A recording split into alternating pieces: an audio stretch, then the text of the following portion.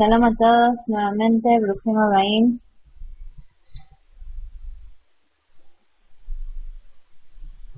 Ok, ahora se ve, se oye.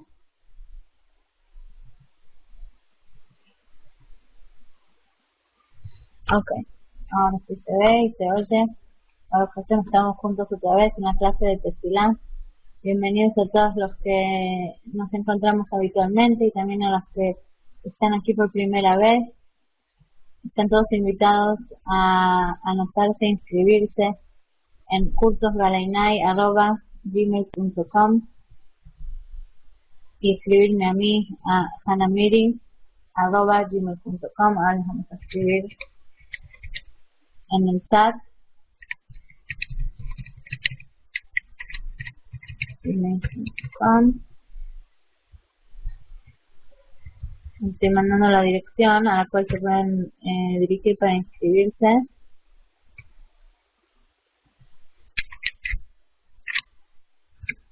Ahí fue. Si ven en el chat, ahí se pueden inscribir. ¿Cómo han pasado esta última semana?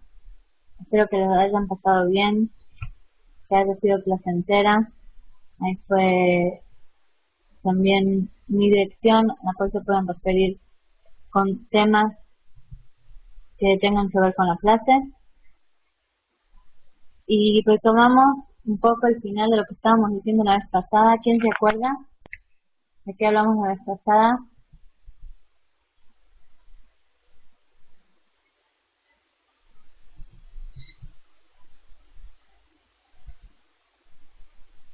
La tefilá de Minjá, es decir, la plegaria de la tarde, que sería desde el mediodía hasta que se pone el sol.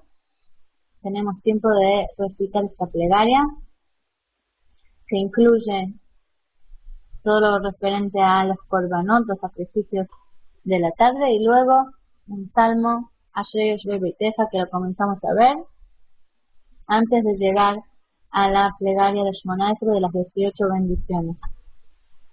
¿Qué es lo que habíamos dicho sobre el primer pasuk, el primer versículo de la tefilá de Minjá, de Ashrei?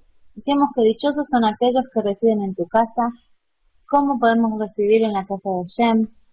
¿Cómo hacemos para alejarnos de las cosas que no nos dejan residir, morar en la casa de Hashem? Y hablamos un poco de los leftim. Asher lo yashav, ubemoshav leftim lo yashav, que no se sentó en el lugar donde se sientan los leftim. ¿Quién se acuerda que era leftim?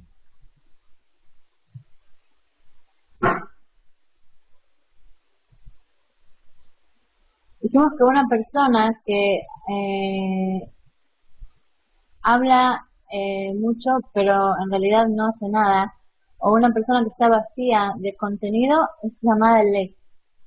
Y esa persona es la que a veces más nos atrae y es más difícil darse cuenta que uno está cayendo en las redes del vacío, y es ahí cuando nos tenemos que dar cuenta de que eso nos aleja de la morada de Hashem. Entonces decíamos que hay muchas personas, exactamente, una persona vacía, una persona que habla cosas vacías. Dimos un ejemplo, por ejemplo, hoy en día hay muchas personas que enseñan Kabbalah, pero en realidad están enseñando cosas vacías, cosas sin sentido, porque están solamente tomando los recipientes o los marcos de la Kabbalah, y le sacan todo el sentido que tiene para la vida, ya que la Kabbalah, así como todo el judaísmo y todo lo que tiene que ver con la Torah, va dirigido a la vida, va dirigido a la persona y no simplemente hablar de los mundos superiores, desprendidos y desconectados de nosotros. Entonces decíamos que dichosos son aquellos que residen en tu casa, lo tenemos aquí. Ellos aún te alabarán eternamente. Dichoso es el pueblo cuyo destino es este. Por supuesto tenemos aquí la traducción al español, que para darle sentido no es literal, pero ya dijimos que si nosotros nos referimos a la parte literal de de los textos en hebreo, podemos ver que tienen varios significados en una misma palabra. Que eso es muy típico del hebreo, ya que todo se rige según raíces. Y hay raíces que tienen distintos sentidos, pero siguen siendo la misma raíz. Y es por eso que nosotros a veces nos tenemos que dirigir a los distintos, a las distintas, a los distintos significados literales para poder luego darle un sentido más exacto y más verdadero a las palabras que estamos estudiando. Aquí estamos, vamos a ver. Entonces decíamos, dichoso es el pueblo cuyo destino es este. Si vemos la parte hebrea, vamos a ver si ya se vio, aquí la tenemos. Si vemos el texto en hebreo, el segundo versículo dice, Ashrei Ha'am shekach lo. Si lo vemos en español, nosotros nos referimos al destino de morar en la casa de Hashem, de residir en la casa, que es lo que hablaba el primer versículo, y por eso que el segundo versículo se refiere a esto. Sin embargo, si nosotros nos fijamos en el texto en hebreo, podemos ver que tiene varios significados. Uno, por supuesto, es que se refiere a morar en la casa de Hashem. Dichoso es el pueblo que es así para él. Esa es la traducción literal. ¿Cuál es el así? Es morar en la casa de Hashem y todo lo que estudiamos la semana pasada.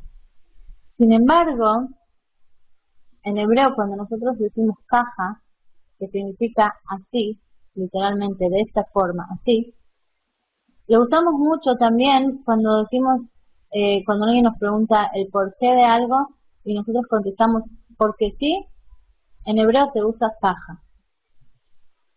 Cuando a uno le preguntan por qué y que no tiene ninguna respuesta exacta, sino que sabe que la cosa es así como debe ser, contesta caja. Es decir, no te doy el motivo, la cuestión es así y no doy ninguna explicación. ¿Qué tiene que ver todo esto con nosotros? Este sentido literal de la palabra caja, este sentido de que cuando me preguntan lama, que quiere decir por qué, contesto caja, tiene mucho que ver con dos formas de ver el mundo en general, el judaísmo en particular. Una es la forma de una persona que no tiene Torah, que por supuesto generalmente se trata de las personas no judías porque no estudian Torah. Si nos referimos a las personas no judías que sí estudiamos Torah, entonces esto no se refiere a ellos. Sin embargo, el término literal es goim. Esta es la mentalidad de goim, de los pueblos, y está la mentalidad del pueblo de Israel, que es el pueblo determinado.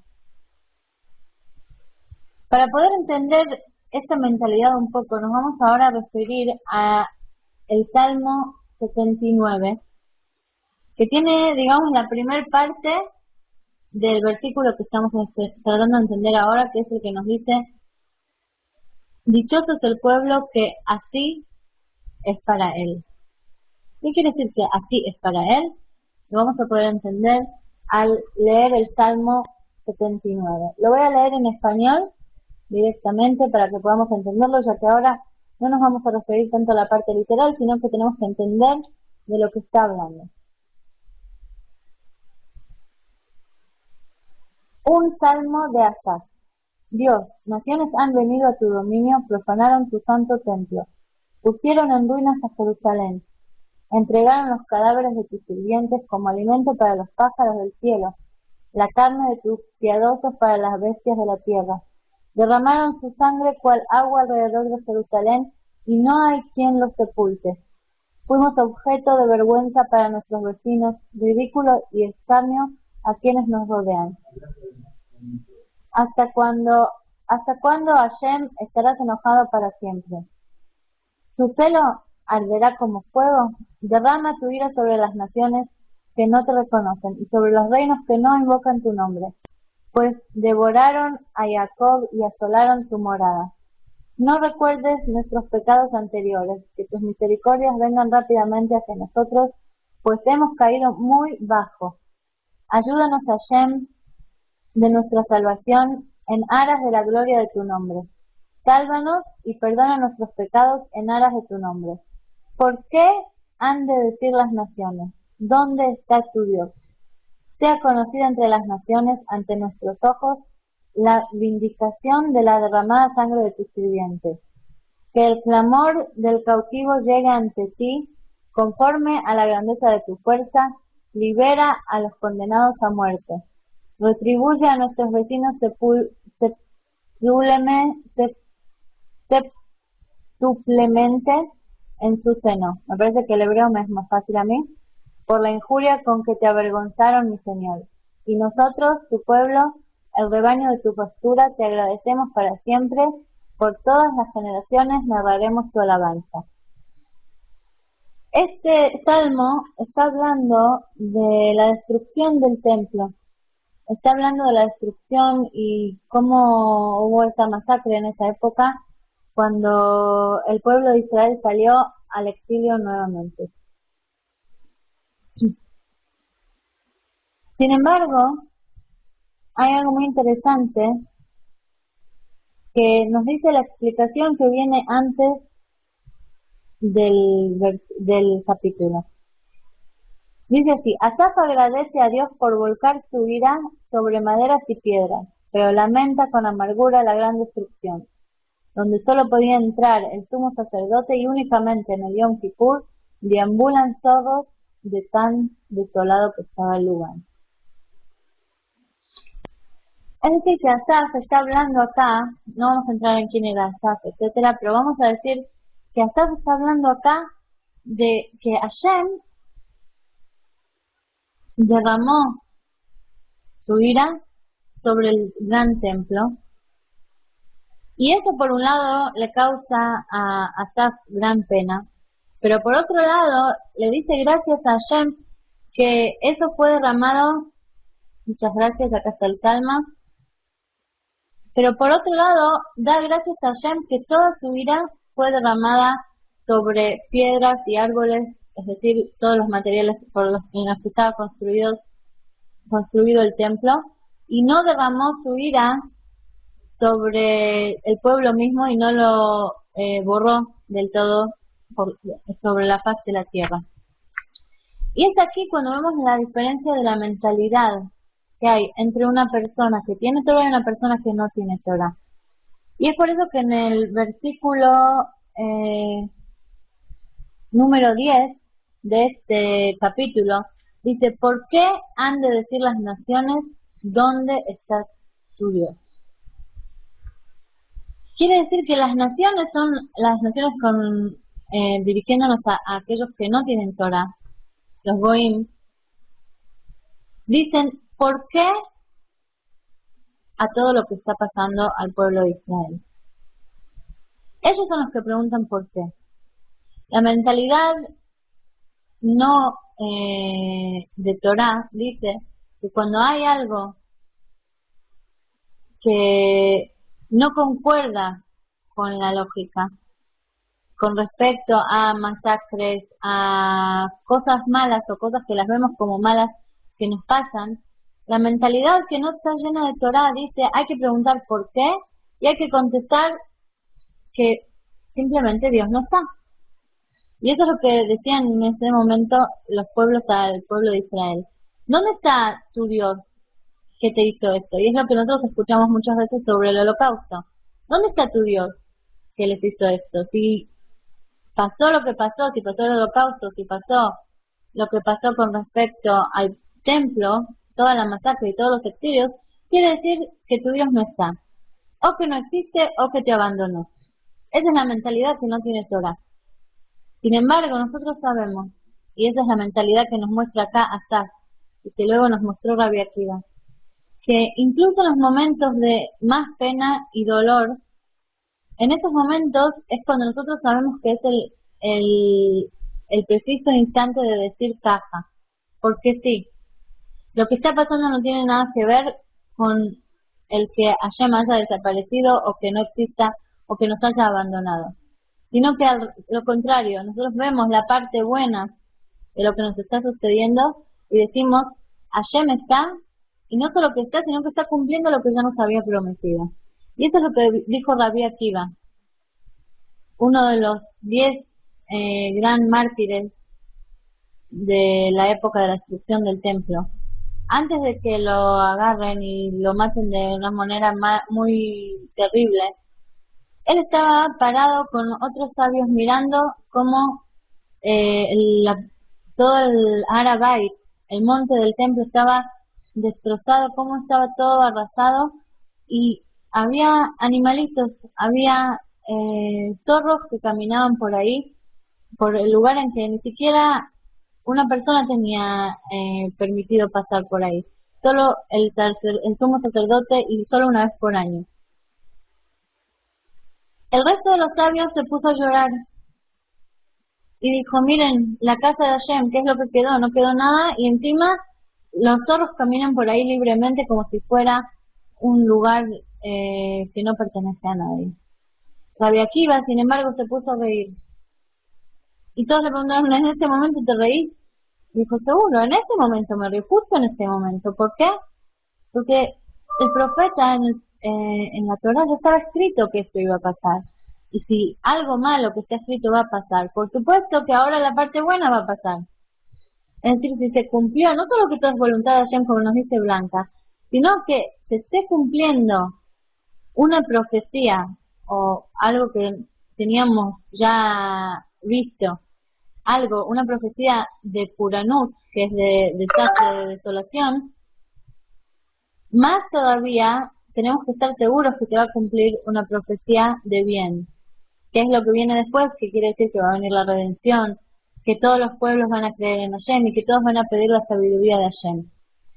Entonces sí vemos como hay una gran diferencia entre el pensamiento de la Torah, la forma de ver las cosas de la Torah, frente a la forma de ver las cosas que tiene una persona que no, no se le ha inculcado, no ha tenido la oportunidad de ver las cosas a través del prisma de la Torah.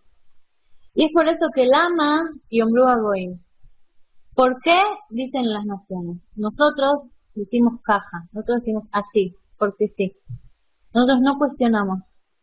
Ahora, si todos los que están acá, los participantes, prestan un poco de atención a todas las clases que estamos dando, la pregunta siguiente tiene que ser, obligatoriamente, si no hay que preguntar y no hay que cuestionar, entonces ¿qué hacemos acá estudiando durante todo el día y toda la noche? Todos los días de la semana nos pasamos estudiando el qué y el por qué. ¿Cómo concuerda una cosa con la otra? ¿Alguien tiene una respuesta?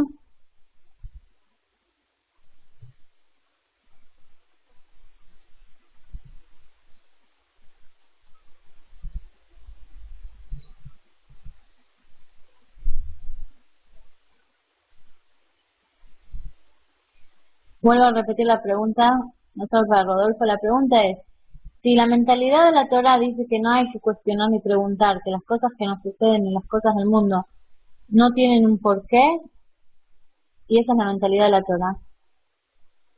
Y solo la mentalidad de los que no tienen Torah preguntan por qué, cuestionan y sacan conclusiones. Entonces, ¿qué hacemos todos los días estudiando las clases de Torah y de Hafidut y de Kabbalah y preguntamos por qué, cómo, cuándo y dónde?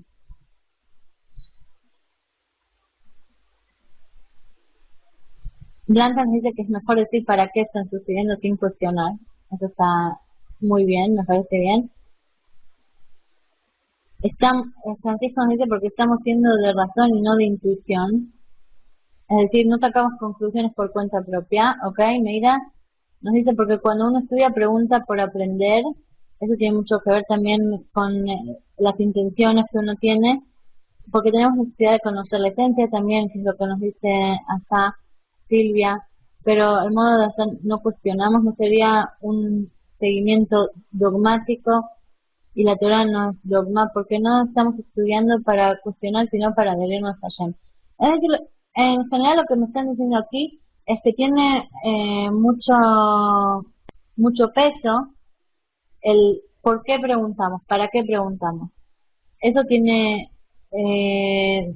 mucha importancia, el preguntar para saber, para seguir adelante, o el cuestionar para molestar o para sacar crédito a lo que estudiamos, eso tiene mucho que ver.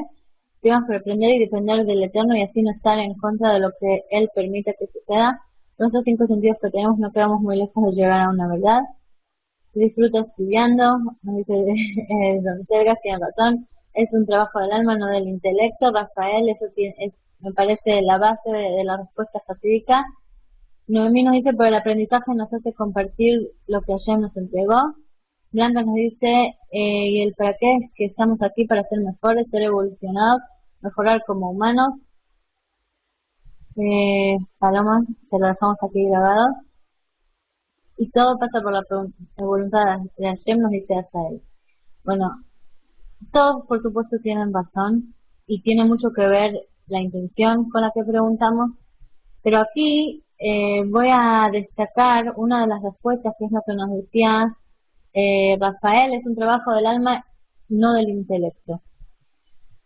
Cuando estamos hablando de aprender, de estudiar, de conocer a Hashem, que es una de nuestras obligaciones, ya que estamos todos obligados, judíos y no judíos, a amar a Hashem y a temerlo, y para eso necesitamos conocerlo.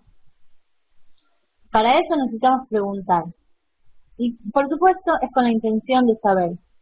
Y no solo que necesitamos, sino que estamos obligados. Ya lo dijimos en otra de las clases, que según el Rambam, que uno de los más grandes poderes halágicos del judaísmo, dice que la única cosa que no podemos entender es el punto en donde se unen la divina providencia, la providencia divina y el libre albedrío. Pero todo el resto tenemos obligación de conocerlo, saberlo y preguntar hasta donde llegue nuestro intelecto. Sin embargo, cuando nos referimos a la tefilá, cuando estamos hablando de la plegaria, que es nuestra relación directa con Hashem, ahí es distinto. En el momento que nos estamos dirigiendo a Hashem, estamos comunicándonos directamente con nuestro Padre, con nuestro Rey, con la esencia. Es ahí cuando se nos exige Tmimut. Tmimut, por supuesto que podemos traducirlo como inocencia, pero como toda palabra hebrea tiene varios sentidos, puede ser completo, sincero, simple, inocente. Ahí tenemos que tener un corazón tamim, que quiere decir simple, inocente, sincero, sin preguntas, sin cuestionamientos. ¿Por qué esto es así? Acá nos están diciendo que Rodolfo, personalmente creo que lo más complejo e imposible es poder entender y conocer completamente ya. Por supuesto, Rodolfo, nunca vamos a poder llegar a entenderlo por completo. Eso no es algo que es posible. Chiqui nos dice que los 5 sentidos son la herramienta del alma para poder nosotros elevarnos hasta donde nos da. Sí, es muy importante la plegaria de Modéani, que la vimos en una de las primeras clases de tefilá que tuvimos. Si entras a la web de Dimensiones vas a poder encontrar ahí también sobre eso. Entonces decíamos que cuando nos referimos a la tefilá es distinto. No hace falta involucrar el intelecto de tal forma que nos cuestionemos o que cuestionemos cosas que tengan que ver con el estudio. Es importante entender la tefilá, es importante que del intelecto podamos hacer que arda nuestro corazón, pero sin cuestionamientos. ¿Y esto por qué es así? Esto es como la relación entre padres e hijos. Hay momentos en que un hijo se sienta a estudiar un tema con el padre, ya sea biología, ya sea mecánica, ya sea lo que sea. Y ahí el hijo puede cuestionar hasta la forma de ver las cosas del padre. Ahí es el momento en que el hijo tiene que cuestionar, tiene que preguntar para poder entenderlo hasta el final de una manera exacta y poder sacar sus conclusiones. Sin embargo, en el momento en que están en una charla amena de padre a hijo, que no se trata de estudio, cuando están en la comida, cuando están paseando, ese no es el momento, o cuando están haciendo tefilá juntos, ese no es el momento de cuestionar al padre, ese es el momento de hablar con él, de referirte a él, de pedirle, de tratar de aprender de él sin cuestionar. ¿Por qué? Porque esa es la relación amena, esa es la relación que acerca entre el padre y el hijo. Y no solamente entre el intelecto del padre y el hijo, como es en el tiempo del estudio, sino que esto acerca al alma del padre y el hijo. De esta forma es que la tefilá, la plegaria, nos acerca a la esencia de Hashem. Nuestra esencia se comunica con la esencia de Hashem directamente, sin estar pasando a través del intelecto, que a veces frena. Y es por eso que nosotros decimos que en el momento en el momento de la plegaria, Lama y Omru Goim. El por qué lo preguntan las naciones. Nosotros no preguntamos por qué cuando oramos. Nosotros cuando hacemos nuestra plegaria, que es nuestra conexión directa con Hashem, ahí lo tratamos como un trabajo. La bodá, un trabajo de la tefilá. Está escrito que es el trabajo del corazón. Y en el corazón no hay por qué. En los sentimientos no hay por qué. En los sentimientos nosotros vamos porque sí. Porque sentimos así. Si hoy me siento lejana, voy a hacer una plegaria de un cierto tipo. Si hoy me siento contenta y quiero agradecer a Hashem, voy a hacer una plegaria que tiene otros sentimientos. Y ese es Avodah Shebalev, como nos dice Meira, es el trabajo del corazón. Entonces es por eso que nosotros decimos Ashrei Ha'am Shekach Lo. Vamos a volver un poco al texto que decíamos, dichoso es el pueblo cuyo destino es refiriéndonos a que decimos porque sí, a que no cuestionamos. Y es ahí cuando dichoso es el pueblo cuyo Dios es Hashem. En ese momento en que nosotros tenemos la posibilidad de conectarnos con Hashem sin atravesar por el prisma del intelecto, sin tener que pedirle permiso al entendimiento, es ahí cuando Hashem pasa a ser nuestro Dios. Es decir, que este salmo, hasta ahora por lo menos, Shalom Tania, no hay problema, queda todo grabado, lo puedes ver más tarde. Quiere decir que este salmo va yendo como escalonado. Primero nos dice que dichosos son los que residen en la casa de Hashem. Y es ahí cuando nos preguntamos cómo hacemos para residir en la casa de Hashem. No nos estamos preguntando si es posible, nos estamos preguntando cómo lo hacemos. No cuestionamos. ¿Cómo lo hacemos? Como dijimos la vez pasada, hay que alejarse de los 3 pasos que dimos la vez pasada. Hay que hacer distintas cosas. Y es ahí cuando decimos, ok, una vez que ya estamos morando en la casa de Hashem, nosotros vivimos con nuestro Padre, es ahí cuando somos dichosos porque no cuestionamos. Y ahí no solo pasamos a vivir en la casa de Hashem, sino que Hashem ya pasa a ser nuestro. Nuestro Hashem pasa a ser no solamente el dueño de casa, sino que ya pasa a ser como nuestra posesión, es algo nuestro, es parte nuestra. ¿Cuándo pasa esto? Cuando nosotros anulamos en el momento de la tefilá, en el momento de la plegaria, anulamos la parte del intelecto y nos referimos a Hashem desde el corazón.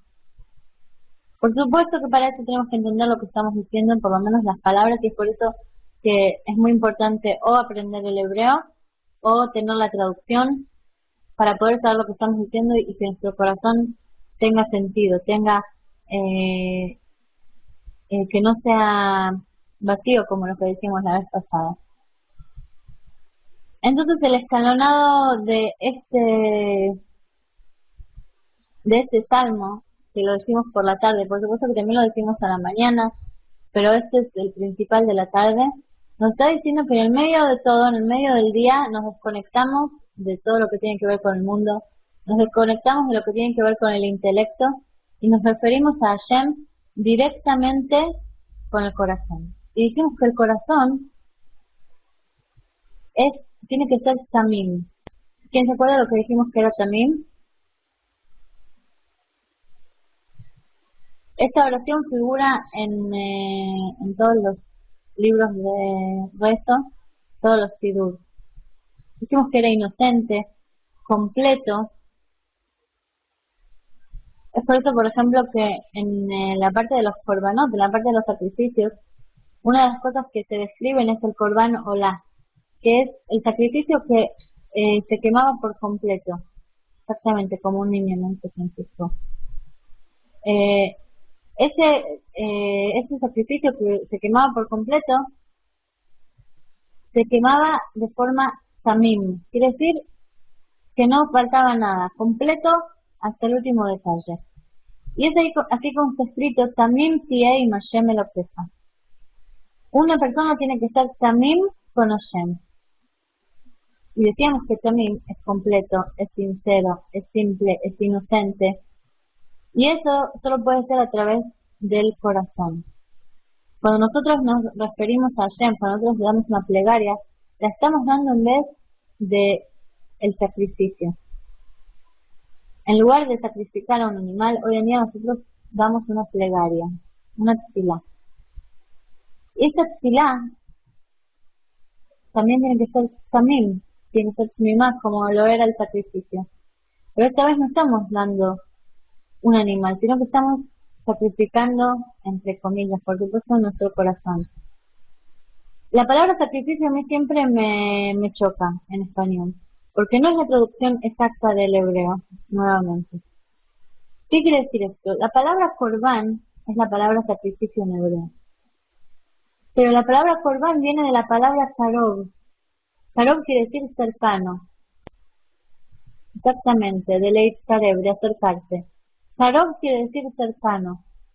Y nosotros traíamos un corbán, y no un sacrificio, que me parece que más viene de la parte de la palabra sacro o sacra, que no tiene nada que ver con acercarse. O por lo menos no según lo que yo sé. Y por eso me llega más. La palabra Corbán quiere decir que nosotros podemos acercarnos a Hashem. Y acercarnos a Hashem, hoy más que nunca lo vemos, que no es solamente a través de matar a un animal y quemarlo, sino que es a través de dar nuestro corazón, y que nuestro corazón esté completo por todos lados y que sea sincero. Sí, es más latinizada, exactamente. Y por eso digo que podemos acostumbrarnos a utilizar las palabras en hebreo que son más auténticas y que le dan el verdadero sentido. Todas las cosas que se paganizaron, digamos, que fueron saliendo a partir del judaísmo, como es la Nastrut, que es toda la parte cristiana y católica, etcétera, fueron transformándose justamente, yo pienso, a partir también un poco de la lengua. Al utilizar la lengua auténtica, estamos evitando que haya malos entendidos. Cuando se traía un corbán, la cuestión no era adorar a cierto dios o cierto ídolo que come animales o que necesita de nuestros animales, sino que el traer un animal y ponerlo sobre el altar significa que estamos dando algo nuestro, algo que nos pertenece, algo que lo compramos con dinero y que nos costó algo de nosotros mismos, y así nos estamos acercando a Hashem. En lugar de que nosotros tengamos que sufrir por algún pecado, por alguna cosa que hicimos, traemos algo que nos representa. Y toda la intención de este Corban era que nuestro corazón se despierte en Teshuvah, que se despierte en sentimientos por acercarse a Hashem.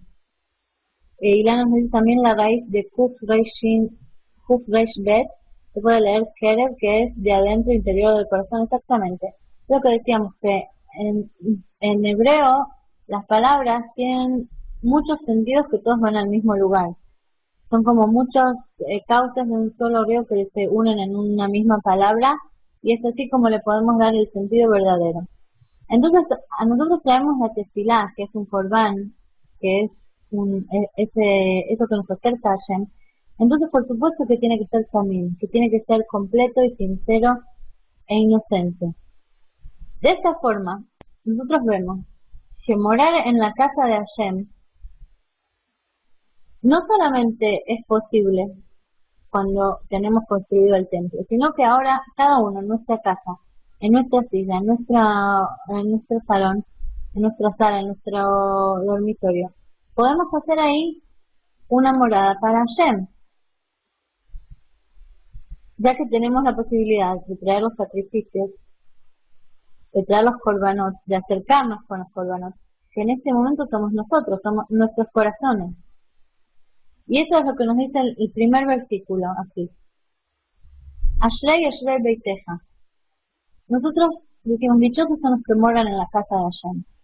Y hoy en día morar en la casa de Hashem es sin moverse de su computadora, como se diría. Hola Jenny, bienvenida. No tenemos que ir lejos, no tenemos que ir a encerrarnos en ningún convento, y lo digo entre comillas por supuesto. No tenemos que aislarnos, no tenemos que ir a matar gente, nada de lo que otras religiones creen que hay que hacer como sacrificio, sino que simplemente acercarnos. Y para acercarnos no hace falta moverse, no hace falta salir de casa, sino que es al revés, es hacer de nuestra casa la casa de Hashem. Al poner la mezuzá en la puerta, al estudiar las cosas que tenemos que estudiar, al impregnar nuestra casa, al llenar la casa de libros de Torah, estamos haciendo de nuestra casa la morada para Hashem. Y por supuesto, luego de la casa vienen nuestros corazones, o antes de la casa vienen nuestros corazones, cada uno según su escala. Y nuestro corazón no necesita que salgamos, no necesita que hagamos nada, simplemente que sea sincero e inocente y que nos dirijamos a Hashem sin cuestionamientos, sin inquisiciones, sin tratar de corroborar o de elogiar, de probar, comprobar si Hashem esto, si Hashem aquello. Cuando nos dirigimos a Hashem no estamos tratando de comprobar nada. Sabemos que cuando pasan cosas que no podemos evitar o que podíamos haber evitado y no evitamos, es el momento del Korban. Y no significa sacrificio, sino que es el momento de acercarse. Si estamos viendo que las cosas no van como deseáramos o no van de la forma buena que queríamos que vayan, quiere decir que nos tenemos que acercar y mirar mejor. Acercar y sentir. Y ese es el momento de la tefilá. Es el momento de la plegaria. Y es así que está escrito: Ve'atu li mikdash ve'shachanti betocham, betoch kol echad ve'echad mi'Israel. En el versículo que habla de la construcción del tabernáculo, en Tanaj, en la Biblia, está escrito que Hashem quiere que le hagan un mikdash, un santuario, y moraré dentro de ellos. No dice que morará dentro del santuario, sino que morará dentro de ellos. Así está escrito. Y Rashi nos explica, el comentarista principal de la Torah nos dice que no dice en él, sino en ellos, porque eso significa que Hashem va a morar dentro de cada uno y uno.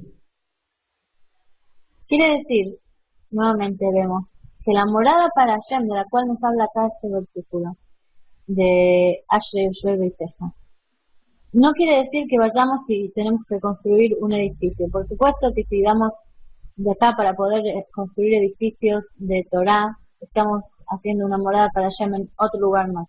Pero comenzamos por nuestro corazón.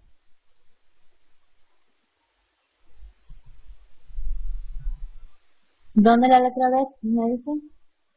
¿Contesto?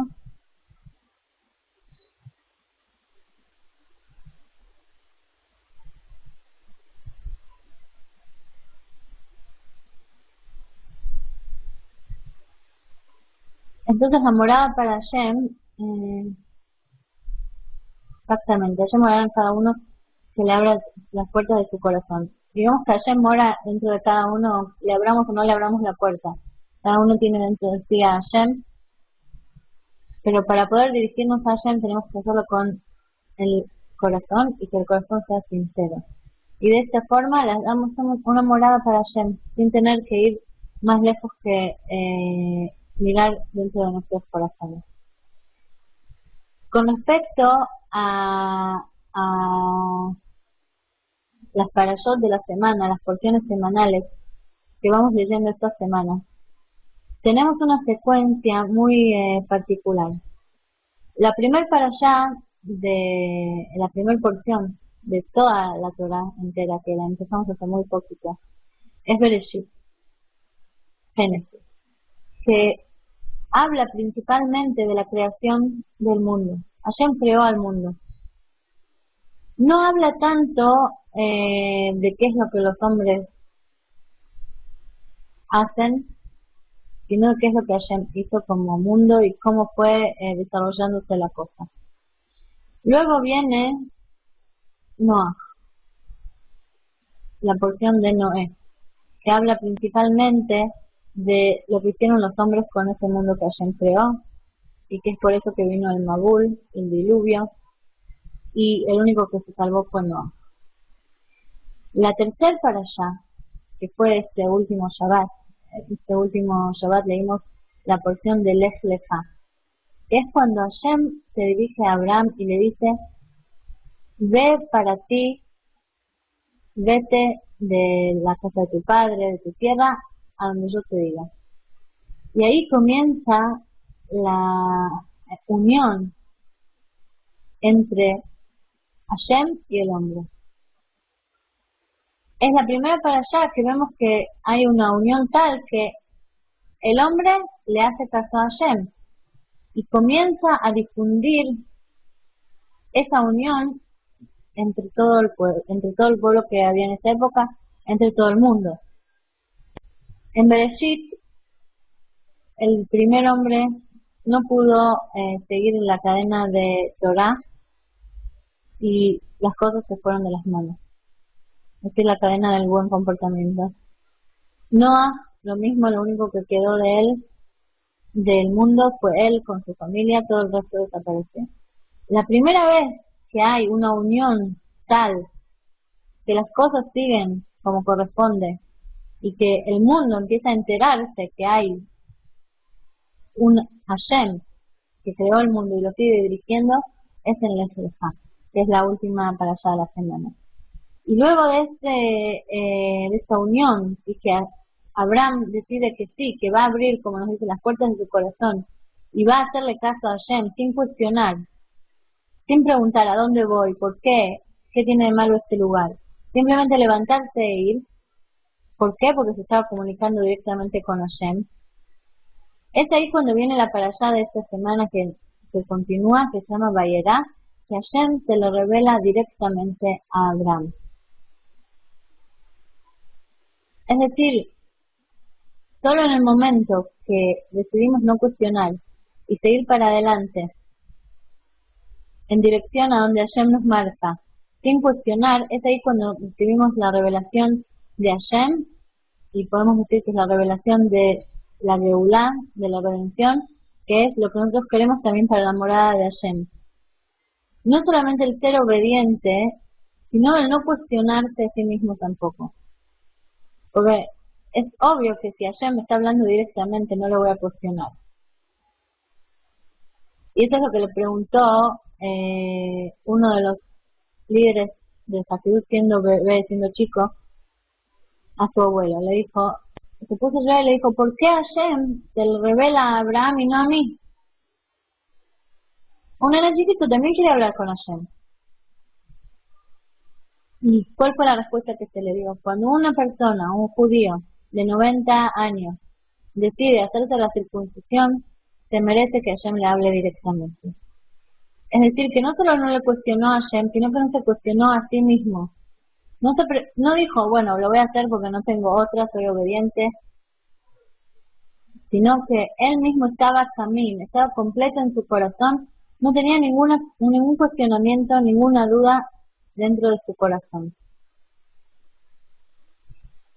Y con respecto a esta unión, vamos nuevamente a nuestro salmo, que es el que estamos estudiando, y decimos, vamos a ver cuánto nos queda aquí.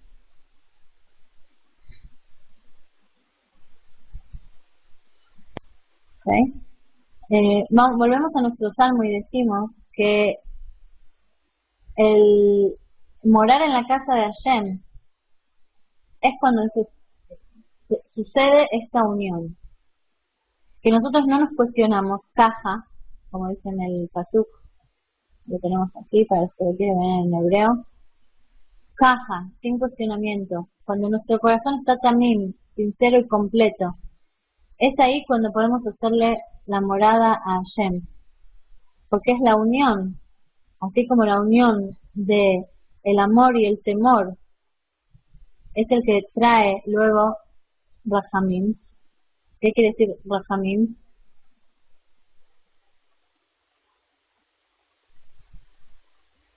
De las otras clases, ¿quién sabe lo que significa Rahamim? Misericordia, muy bien, Cintia. Ilana, misericordia. Es ahí cuando viene la misericordia por la cual tiene que ser regido el mundo. Hay muchas personas o muchas sectas, muchas gente que se llama a sí mismo rabino que dice que el mundo se rige solamente con amor. Y por otro lado tenemos a la otra punta que dicen que solamente con el temor, que Dios es un Dios que se va a vengar de nosotros si no le hacemos caso y tenemos que ser obedientes. Pero la cosa no es así, no es ni con temor ni con amor, sino con la unión de esto, que es la misericordia. Si entre las personas nos comportamos con misericordia, también tenemos una relación de misericordia con Hashem. Y eso quiere decir darle un marco que apoya, un marco correcto, que apoya al amor, y eso es la misericordia. Exactamente, mira la Jojma que se une con la Binah y sale el Das, exactamente. Entonces, por hoy vamos a terminar con esto, que para poder morar en la casa de Hashem, para poder residir en la casa de Hashem, lo hacemos con un corazón sincero y completo, sin cuestionamientos. Y ese es el trabajo de la tefilá. Abodat tefilá, shei abodat shebalev, que es el trabajo del corazón. Cuando estudiamos con el intelecto, pero cuando nos dirigimos a Hashem, lo hacemos con el corazón. Y es así como recibimos también la respuesta y podemos sentirla y no solamente entenderla. Nos despedimos hasta la semana que viene, Bezrat Hashem. Todo el que quiera dirigirse para anotarse en estos cursos, por supuesto, se dirige a cursosgalainai@gmail.com. Los que tengan dudas, ya saben mi email. Y nos vemos Bezrat Hashem la semana que viene, mañana, con las clases de la mujer. No se la pierdan porque es el Día de la Mujer, es el Día de la Madre Judía o de la Madre de la Torá, a diferencia del resto del mundo que lo celebra en distintos momentos. Nosotros lo celebramos en el día más especial para la mujer, que tiene que ver con Rachel Imeinu, nuestra madre Rachel. Nos vemos la semana que viene. Gracias, Jenny. Gracias, Spanish. Y Hebreo B. Eso, gracias por hacerme acordar. Hebreo B comienza la semana que viene, comienza mañana a las 9, ¿no? Sí, ahora ya es 11, pero mañana vamos a tener la clase de la mujer. Feliz día para ustedes también, a todas las mujeres participantes y por supuesto a todos los hombres. Les decimos que es el mejor día para desear un feliz día a las mujeres que están alrededor. Nos vemos la semana que viene, Bezrat Hashem.